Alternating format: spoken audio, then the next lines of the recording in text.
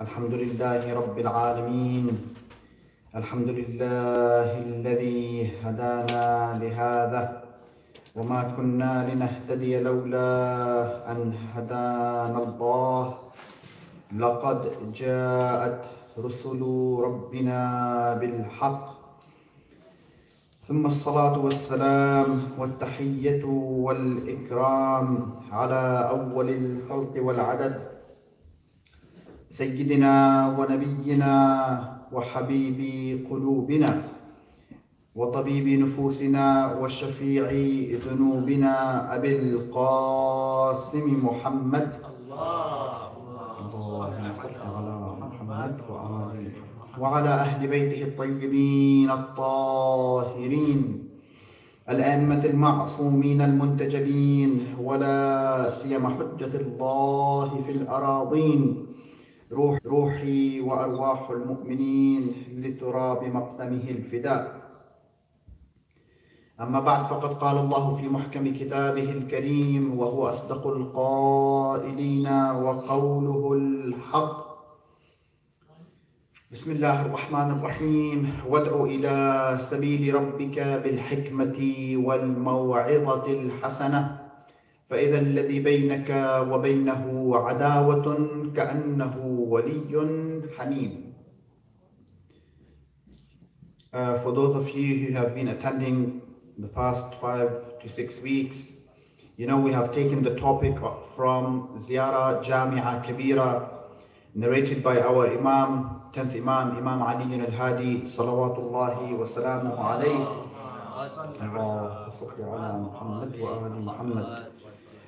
in which the Imam took 3 statements from the Ziyara, and he shown how did Allah speak about them in the Holy Quran. So just to run over it quickly and then we move on to today's topic. The Imam says, وَإِلَى سَبِيلِهِ تُرْشِدُونَ. O Ahlul Bayt, you guide to Allah's path.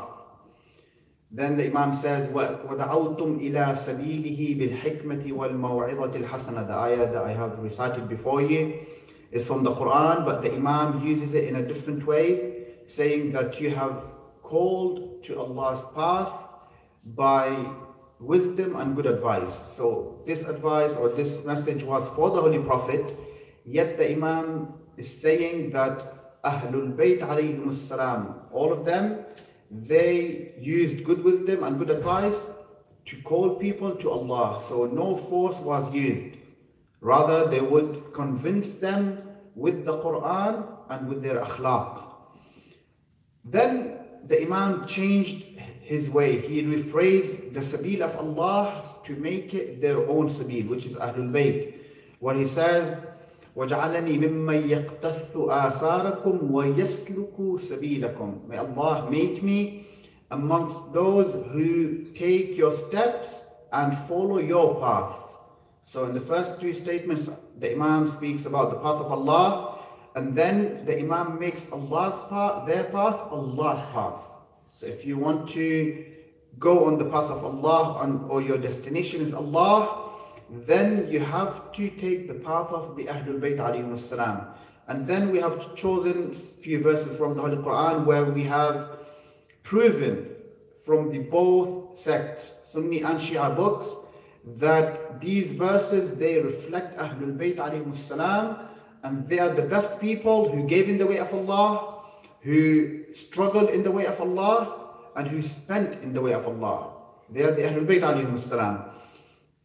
So for today, as we are going through the days of Eid al-Adha, just before the day of Eid al-Adha, there was a day by the name of the day of Arafah. Imam al-Hussein alayhi salam, he has a very special dua on this day that he read. I have chosen few of the statements of the dua, and I will show you why did Allah choose the Ahlul Bayt alayhim salam over everyone else. Why did Allah tell everyone, not just the Shias of the Ahlul Bayt, rather his whole creation, to believe and love Ahlul Bayt alayhim salam. And if you want to reach me, you'll have to go through these 14 personalities. Other than this, you'll never find me. In fact, there's a narration, sorry, not a narration, there's a Arif, there's a alim, say by the name of Sayyid al-Qadi. He is the teacher of Sheikh Bahjat rahmatullahi alayhi, and he has taught many other urafa. He said that the path to Allah without Hussein is unreachable. If you want to reach Allah and you don't have Hussein on your side, don't even think about reaching Allah. You're very far away from Allah. But if you want to reach Allah, then you would have to knock the door of Hussein alayhi salam. And these are the months that we are approaching now, Muharram and Safar, the month of Imam al-Hussein alayhi salam, the month that the Imam has shown how do you gain the peak of proximity to Allah. What do you have to do? What do you have to give in the way of Allah? And then what does Allah give you back? So in this dua Arafah, Imam speaks to Allah in a way that he is in need of him. Now, the Imam wants to show how do you speak to Allah. The Imam himself, he knows Allah. Allah knows who is Hussein. But people like ourselves, or people who don't know Allah and who are the Ahlebait alayhim salam, the Imam has taught them in start how to approach Allah by saying, ماذا وجد من فقدك. I've chosen only 4 statements, and inshallah we will talk about them in detail. ماذا وجد من فقدك وما الذي وجد من فقدك. Look at the way that the Imam has put this forward. Speaking to Allah, he's saying, what would he find? وما الذي فقد من وجدك. And he who has found you, what did he lose?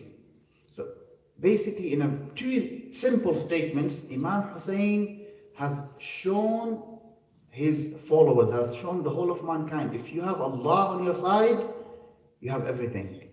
And on the other hand, if you do not have Allah and you have everything, then you have nothing. Then the Imam carries on saying, لَقَدْ خَابَ مَنْ رَضِيَ دُونَكَ بَدَلًا. The one who thinks that he can replace you has lost. Unfortunately, this is something that we live through now. Some people think there is something I can fill, but Allah doesn't have to be there. I can do something. I do not have to think about Allah. Now, if you, for example, some people who face problems, you tell them, look, you'll have to go back to Allah. He will find a solution for you. He will tell you, no, I can find a solution myself. Imam is saying, لَقَدْ خَابَ مَنْ رَضِيَ بِدُونِكَ بَدَلًا. He who thinks that he can find a replacement for you, he's at loss. وَلَقَدْ خَسِرَ مَنْ بَغِيَ عَنْكَ مُتَحَوِّلًا. And he who thinks he can find solution without your help is at loss again. So basically, if you want something, you have to go back to its original place, its origin. Where does it come from? It comes from Allah. If you want a problem to be solved, you have to go back to Allah. If you want to face, or if you want to achieve eternal peace, you have to go back to Allah. Now, when Allah speaks about peace in the Quran, He says, أَلَا بِذِكْرِ اللَّهِ تَطْمَئِنُّ الْقُلُوبِ. It is with Allah's remembrance the hearts find peace, right? But why is it that when I read Quran, or I read Salah, or I fast, or I do Tasbih, yet I do not find that peace? Ma'azallah, does that mean that Allah has said something that doesn't really happen? Of course not. Then I have to look into myself. Why is it that I read the Quran, yet I do not find that peace? When Allah Himself says, if you want to find peace, come back to me. Alim explains this very beautifully. He says, if you leave Allah for 11 months and then you come back to Allah in the 12th, which is Ramadan, don't think that you'll be okay from the first day. An example he gave, if a stain was to be on the floor, if you were to clean that stain as soon as it falls, it will be cleaned with one wipe. But if you were to leave that stain for a day, 2 days, 3 days, a week, 2 weeks, month, 2 months, 3 months, and you were to come back to it then, it wouldn't go with one wipe. Probably you'll have to use some chemicals to take it off. Then he says, likewise, when you have sinned throughout the year, and now you want to achieve that peace of Allah's remembrance with reading one surah or one page of the Quran, it's not possible. Because the stain on your heart has to be cleansed properly for that light of Allah to go in. So do not expect, why is it that I come 10 days of Muharram to Imam al-Hussein, yet I do not learn something, yet I do not reflect it in my real life. Because Hussein alayhi salam was not murdered for 10 days only. When Imam Hussein alayhi salam gave his life, he gave it for some people to have principles in their life, to reform their life for 12 months, not for 10 days. Ramadan, likewise, Allah did not make these 30 days that, okay, I remember Allah these 30 days, as soon as Eid comes, I forget everything what I did for the past 30 days. No, that's how some people unfortunately live. Allah will forgive me if I go to ziyarah of Imam al-Hussein. Allah will forgive me if I walk to Imam al-Hussein on Arba'een. Allah will forgive me if I just read 2 rak'ah on Shab Qadr or on Shab Ashur, or if I was to stay up. Yes, this is all true. Allah will forgive you. But like the Imam said, بِشَرْطِهَا وَشُرُوطِهَا. There are terms and conditions you have to follow. You cannot just say, Allah will do this for me and I can do whatever I want on the other side. No, it doesn't work out that way. Allah will forgive you, but you have to go back to Allah with a pure intention. I cannot pick and choose. Like I even used to say this ayah quite a lot. Allah says, إِنَّا هَدَيْنَاهُ السَّبِيلِ إِمَّا شَاكِرًا وَإِمَّا كَفُورًا. We have shown him the path. We have shown the human the path. He's either grateful or ungrateful. Do not try to pick a middle way. There's no shortcut. If you want, you can be either grateful or ungrateful. You choose. I have shown you the path now. You have the path of the Ahlebait alayhim salam. You have the Quran. You have the history of people before you.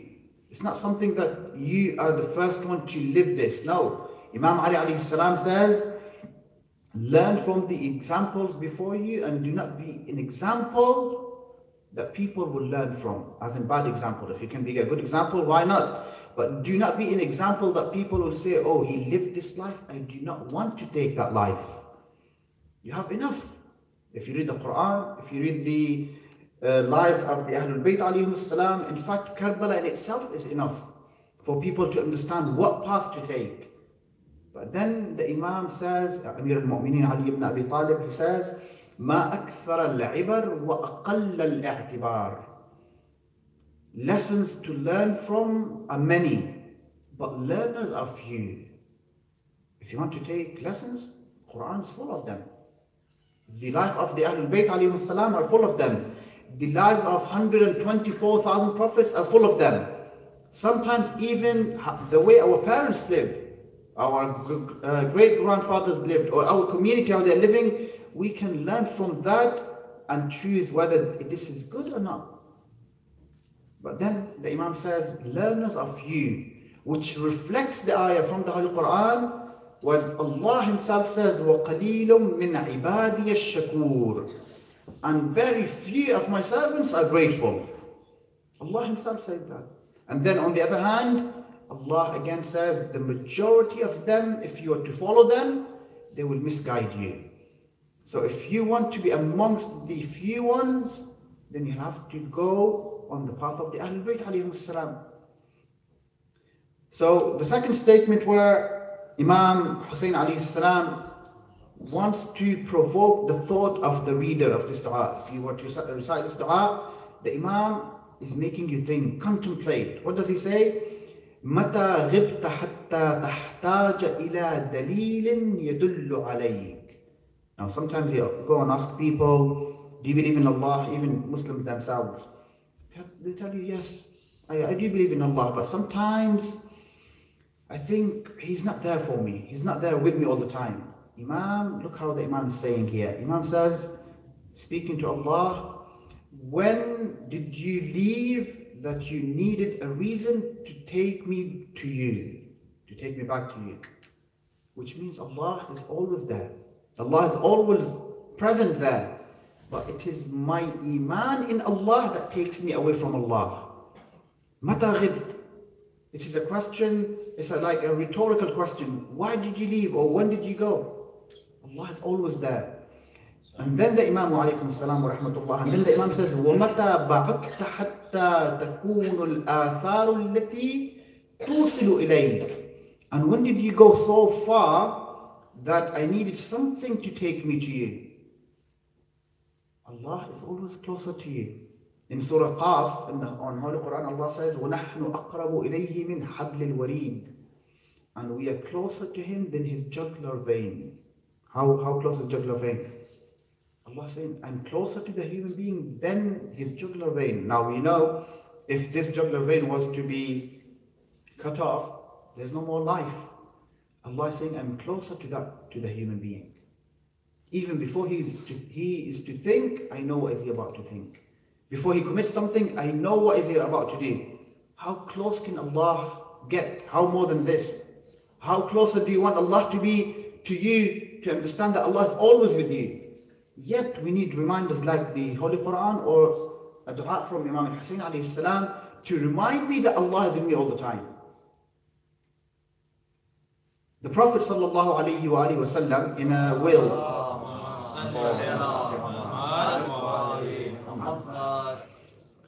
books were written on this will. Just a small statement that the Prophet gave Abu Zar. He said to him, Ya Abu Zar, اعمل كأن الله يراك وإن لم تر الله فهو يراك. Basically, O Abu Zar, live your way in such that you know that you are watching Allah. But then, if you cannot see Allah, know that He is watching you. This statement alone made Abu Zar the way he is. And you know, on the level of Iman, he's on the 9th. Out of the 10 levels that we have in Islam, he has reached the 9th level. So much so that the Prophet himself said that the heavens never shadowed someone, or the earth have never carried someone more truthful than Abu Zar. This is the level he has reached. And in some hadith, the Prophet says, Abu Zar minna Ahlebait. He has become one of the Ahlebait alayhim salam. So if you cannot watch Allah, you cannot reach the level where you can see that Allah is watching you, you still have to believe that Allah is watching you. Imam Ali alayhi salam, when he was questioned, how do you worship someone you cannot see? Imam said, I see him. I can see Allah. That's why the level that Imam Ali has achieved. How can you see Allah? Not with the naked eye. I can see Him with my heart, with my Iman. In Allah, I'm able to see it. This is why the Imam, after saying, when do you go that you need a reason to take me to you? He says, عَمِيَتَ عَيْنٌ لَا تَرَاكَ عَلَيْهَا بَصِيرًا. Blind is the eye that doesn't see that you're looking after it. If I cannot see Allah, that means my eyes are blind. Not the physical eyes, my spiritual eyes. I should see Allah with me all the time.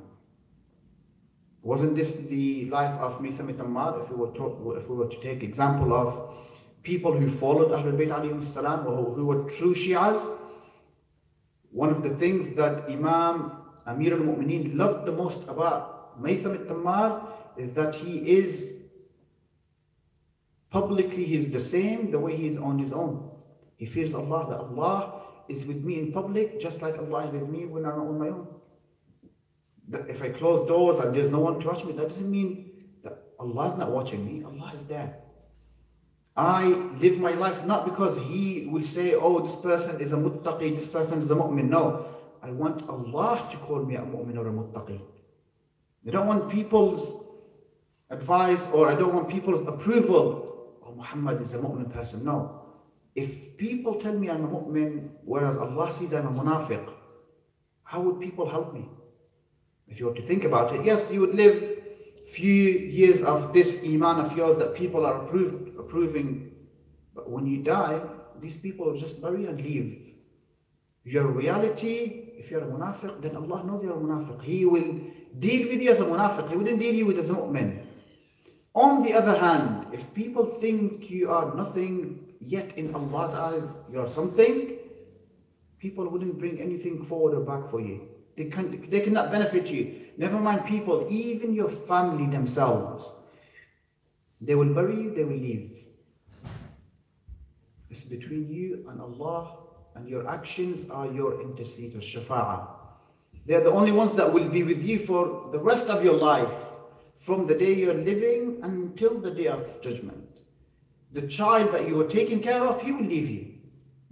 Unless you have raised him in such a way that he wouldn't forget you after your death, then that becomes sadaqah jariyah, which is the best of forms of sadaqah, is to leave a righteous son that he will remember you even after your death. If he goes Hajj, he will remember you. If he goes Ziyarah, he will remember you. If he reads Quran, he will remember you.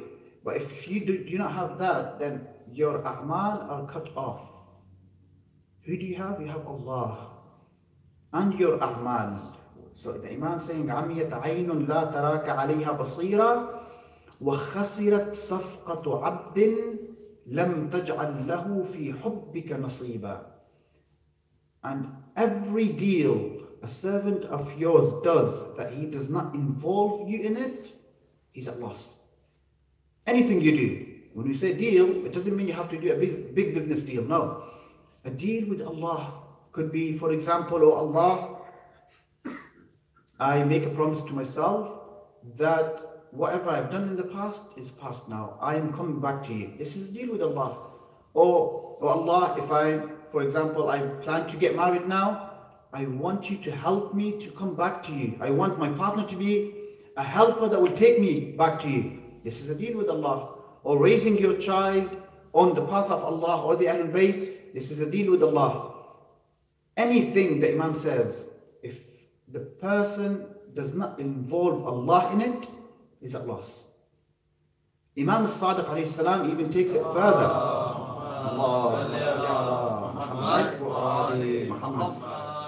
The Imam says every majlis, now a majlis doesn't mean that we sit in a majlis, for example, Imam al-Husayn's remembrance or a mahfil, no. A majlis, if two people are sat down, that becomes a majlis now. Basically, sitting down. Imam Sadiq alayhi salam says, if people were to sit down in a majlis and they do not remember Allah or the Ahlul Bayt, that majlis will become a regret for them on the day of judgment. Why? Because you sat down, you did not remember Allah. Even something little that will remind you of Allah. Prophet Isa alayhi salam, how did he advise his Hawariyin, his people? He would tell them, be a company to someone or take a company to you, that if you were to sit with them, they would remind you of Allah. Just by looking at them, that would remind you of Allah. This kind of company you should choose. Not friends that will take you away from Allah. Not people who would always talk about dunya, dunya, dunya, dunya. What did you do? What did you buy? What did you achieve? All their worry is dunya. Sit with someone, remember Allah, that majlis will be good for you on the day of judgment. Anything that Allah and the Ahlul Bayt alayhim salam are not in it, will become a regret. In what way? Again, Prophet Isa alayhi salam, he was passing through a valley, and a sound with his companions, a sound came from heavens that said, if you were to pick stones from this valley, you'll be at loss. And if you were to leave the stones, you'll be at loss. Now people were confused. What should we do? Should we pick stones or should we leave the stones? Some of them picked some stones, some of them didn't. When they finished the walk from the valley, now the people who picked stones, those stones became gold. And people who did not pick stones, well, they did not pick any. Then they went to Prophet Isa alayhi salam. They said, what is the wisdom behind this? Now, the stones that we picked, they became gold. So we're not at loss. He said, yes, you're at loss as well. Allah has shown you a lesson, has taught you a lesson for the day of judgment. Now, when the day of judgment comes, people who picked some stones, as in good deeds, those good deeds will help them on the day of judgment. But when they see the reward, they would wish that they had done more. So you would have wished that you have picked more stones. People who did not pick any stones, they would have wished at least we should have picked 20 stones. Everyone on the day of judgment will be regretful, except for the Ahlul Bayt alayhi salam. Even a mu'min on the day of judgment, when he sees what Allah is giving him, he would be like, I wish I had done more. And he could have done more. The time we have in our day, we know that we could do more, but we choose to be lazy, or we just sit back. I think it's fine, Alhamdulillah, I'm a mu'min person, I stay my wajibat, I stay away from muharramat. Yet you will regret the waste of time. Again, which Ahlebait alayhim salam in the narration say that a person on the day of judgment, every person, his foot wouldn't move unless Allah asks him 4 questions. Every person, whether he's a kafir or a mu'min or a munafiq, it doesn't really matter. Allah will ask him 4 questions. Number 1, Allah will ask him, how did you spend your youth? Where did it go? I gave you youth. You were so full of energy. Where did it go? How did you spend it? Number 2, Allah will ask him, how did you spend your life? Now imagine, if you were to ask me about my life, my youth is included in my life. But here, the Ahlul-Bayt wants to emphasize that youth age, there's nothing like it. If you were to utilize your youth age in the way of Allah, you would carry on living until your death the way you lived in your youth. If someone was to live bad in their youth, it's very likely that will stay the same. And if someone was to live good in their youth, it's very likely that they will stay the same until the end. Number 3, where did you earn your money from and where did you spend it? Every pound, even if it was halal. في حلالها حساب وفي حرامها عقاب. Isn't this what Imam Ali says? That if you were to live halal, you have to give hisab for that. You have to be accountable for it. And if you were to live haram, then you have to be ready for the punishment. Allah will ask you both ways. And number 4, عن حبنا أهل البيت. You'll be questioned about the love of the Ahlul Bayt. How did you utilize the love of Hussein? You came to his majalis 50 years of your life, 60 years of your life? What did you learn? Go on, you have to explain to me now. What did you do? I blessed you with the love of Imam Ali, Imam Amir al-Mu'mineen. How did you use it? I blessed you with the love of Sayyidah Fatima alayhi salam.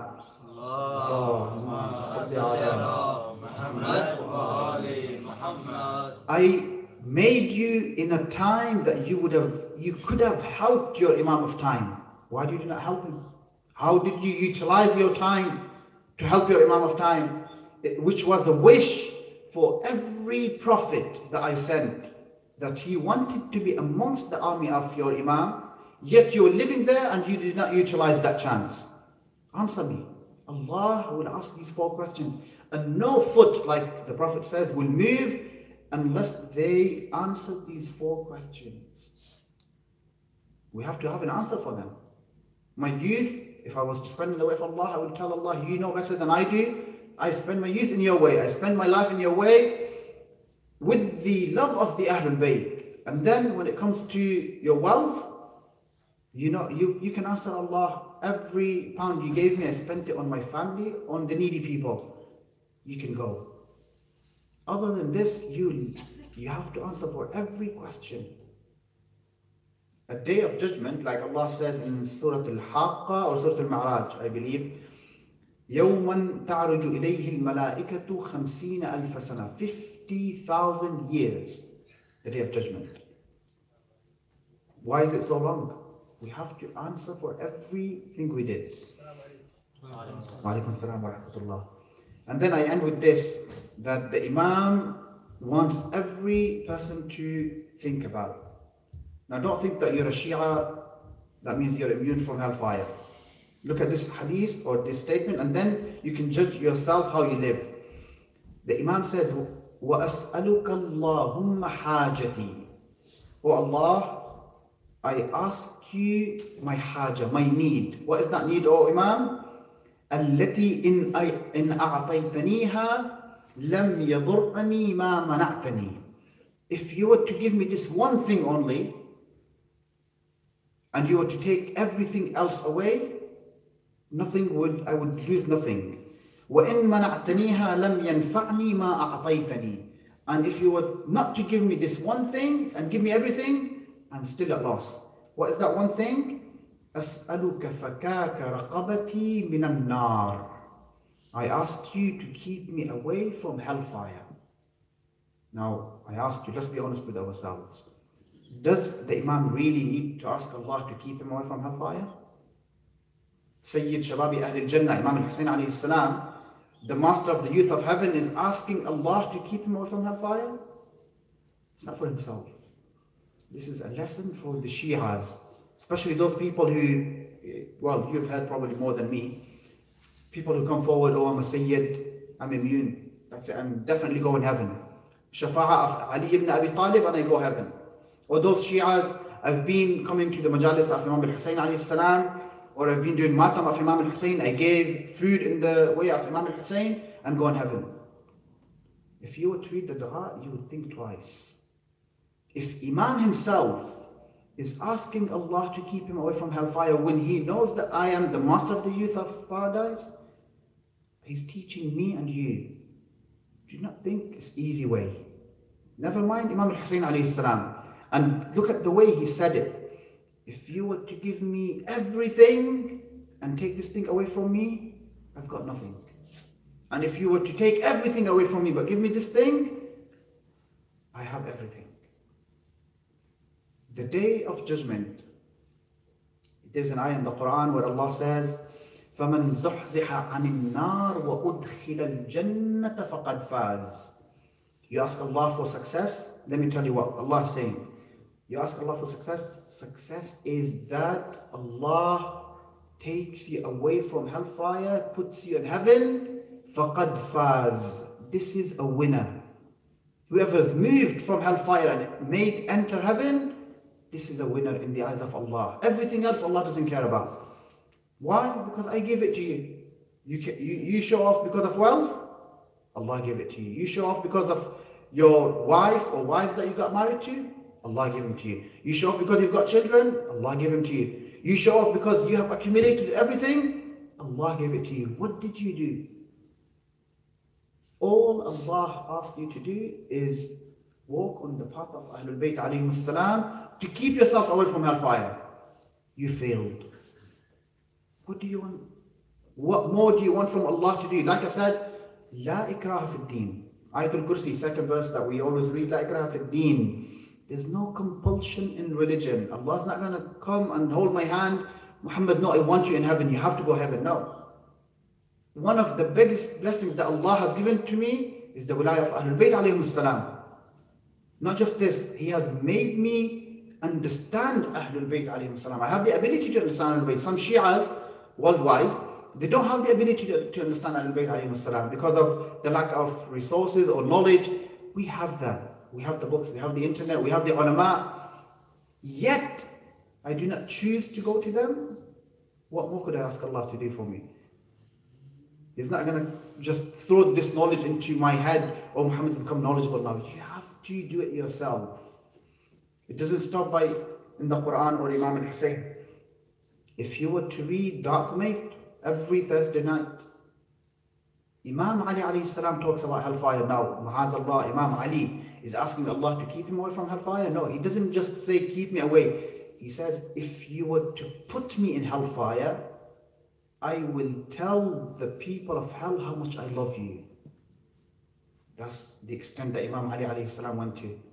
Now, would really Imam Ali alayhi salam go in hellfire? Of course not.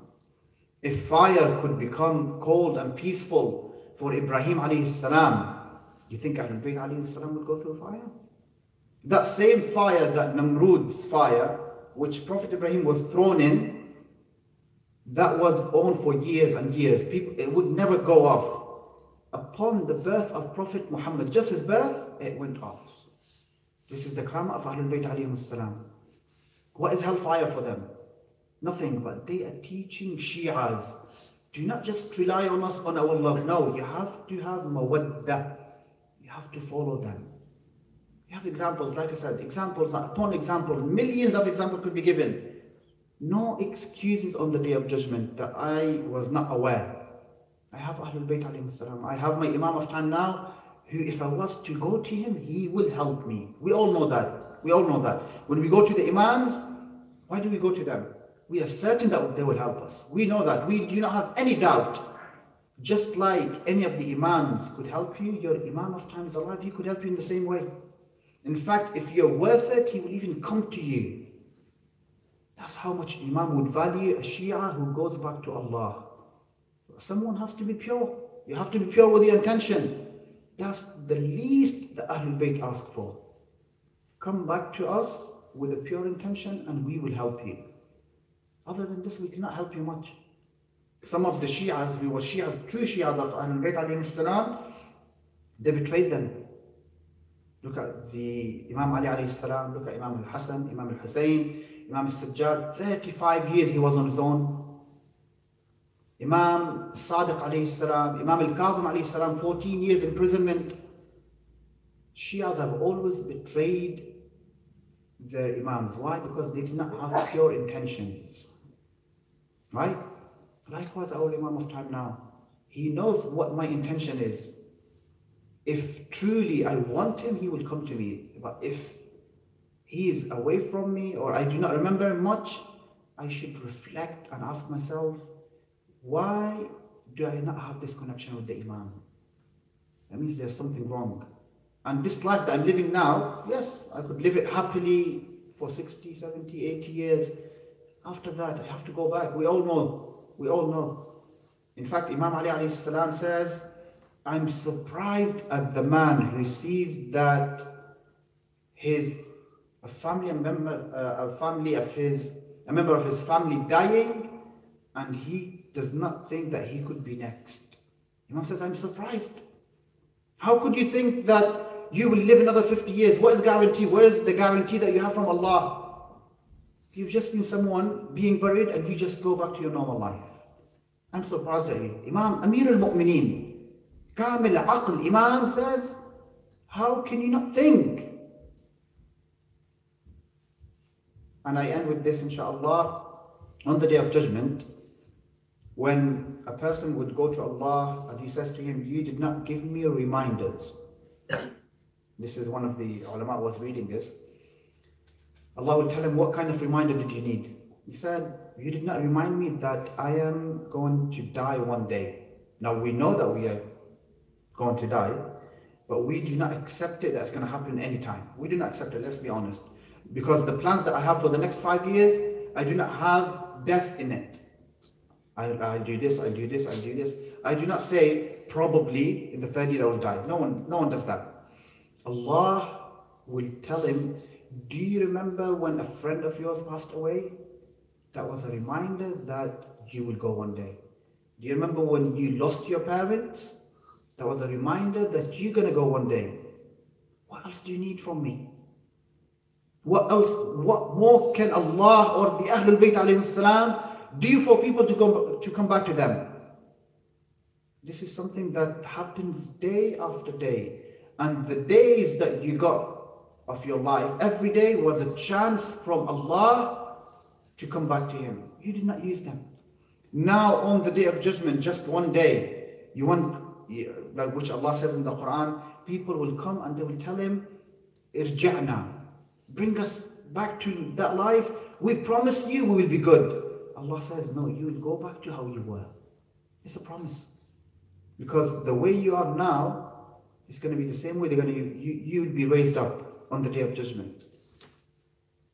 And in fact, Imam Ali alayhi salam says, the action that you die with, or the position you die in, is the position that you'll be raised with. Now, how lucky are people, I've seen it myself on the internet, that while they are prostrating, their souls are taken away. Imagine someone being risen and he is in prostration. Or someone who was remembering Allah and he passed away. Or someone was doing Hajj and he passed away. Or someone who's doing jihad in the way of Allah, the real way of jihad. Not anyone that comes and tells you this is jihad. No, in the way of Allah. And he dies in the way of Allah, he will be raised with that. So we should remember Allah on the go. You don't know whenever you will go. Shaykh al-Bahjat, rahmatullahi alayhi, when he passed away, he had the tasbih in his hand. This is Ayatollah which passed away only 9 years ago. This is how people want. Sayyid al-Imam al-Khomeini, he said, his last words were, put the lights off, I want to sleep. But he was found that he was remembering Allah. These people, Allah gives them ilham, which means that you're going to face something now. Allah gives them this ilham that you're coming back to me, they feel it. which is, on the other hand, there's al-maut al-fuj'a, which means a surprise death. Surprise death doesn't come to a mu'min. If there's a mu'min, Allah will give him a message. So he will end up by remembering Allah. This is what we have to achieve in our lives. This is what Ahlul Bayt alayhi salam wants us to achieve in our life. Bismillah ar-Rahman ar-Rahim. قل هو الله أحد الله الصمد لم يلد ولم يولد ولم يكن له كفوا أحد. اللهم صل على محمد وآل محمد. بسم الله الرحمن الرحيم. الحمد لله الذي لا إله إلا هو الحليم الكريم غافر الذنب وقابل التوب وهو الغفور الرحيم. سبحان من سبقت رحمته غضبه وبسط اليدين بالرحمة. سبحان من لم يكلف نفسا إلا دون وسعها وعفى عن السيئات ولم يجاز بها. سبحان من لا يزداد على معاصي العباد إلا كرما وجودا وعلى كثرة الذنوب إلا عفوا وصفحا. نشهد أن لا إله إلا هو العطوف على العباد بجوده والعواد على المذنبين بحلمه. ونشهد أن محمدا نبيه وحبيبه سيد المرسلين وشفيع المذنبين بعثه رحمة للعالمين صلى الله عليه وآله الداعين إلى سبيل الله بالحكمة والموعظة الحسنة قادة الأمم وأولياء النعم ومعدن الرحمة. أوصيكم عباد الله بالتوبة عما سلف من ذنوبكم والإنابة عن الأوزار التي أثقلت ظهوركم فإنه تعالى كريم بكم رؤوف عليكم يقبل اليسير ويعفو عن الكثير. قال الله تعالى وقوله الحق توبوا إلى الله توبة نصوحا. عسى ربكم أن يكفر عنكم سيئاتكم ويدخلكم جنات تجري من تحتها الأنهار. وقال قل يا عبادي الذين أسرفوا على أنفسهم لا تقنطوا من رحمة الله إن الله يغفر الذنوب جميعا إنه هو الغفور الرحيم. ألا قد أمركم الله في محكم كتابه بالصلاة على نبيه وحبيبه فقال تعليما لكم وتشريفا لصفيه إن الله وملائكته يصلون على النبي يا أيها الذين آمنوا صلوا عليه وسلموا تسليما. اللهم صل على محمد وآل محمد. اللهم صل على سيد المرسلين وشفيع المذنبين نبينا محمد صلى الله عليه وآله وعلى إمام المسلمين وقائد الغر المحجلين أمير المؤمنين علي بن أبي طالب صلوات الله عليه وآله وعلى سيدة نساء العالمين وبضعة خاتم النبيين سيدتنا فاطمة بنت رسول الله صلوات الله عليها وعلى الحسن المجتبى والحسين الشهيد بكربلاء وعلي بن الحسين ومحمد بن علي وجعفر بن محمد وموسى بن جعفر وعلي بن موسى ومحمد بن علي وعلي بن محمد والحسن بن علي عليهم الصلاة والسلام. اللهم صل على مولانا صاحب الزمان ماحي آثار البدع والطغيان هادم أبنية الشرك والنفاق حاصد فروع البغي والشقاق صلوات الله وسلامه عليه وعلى آبائه الكرام ما اتصلت الليالي والأيام. اللهم